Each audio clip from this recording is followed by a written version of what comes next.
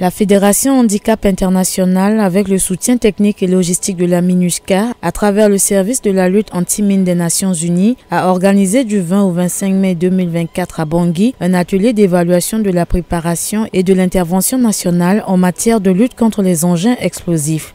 L'objectif de cette évaluation est d'identifier les mesures efficaces en amont et en aval, ainsi que les insuffisances et les défis à relever. Le point principal qui est ressorti de l'atelier, c'est qu'il y a un besoin en matière de création d'une autorité nationale de coordination de l'action contre les mines.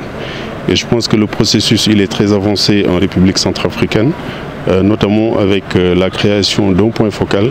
Mahamat Ahmad, l'un des participants, se réjouit de la tenue de cet atelier. Nous avons assez d'informations que nous allons compiler sous forme de rapport et ventiler cela à notre hiérarchie qui nous a désignés.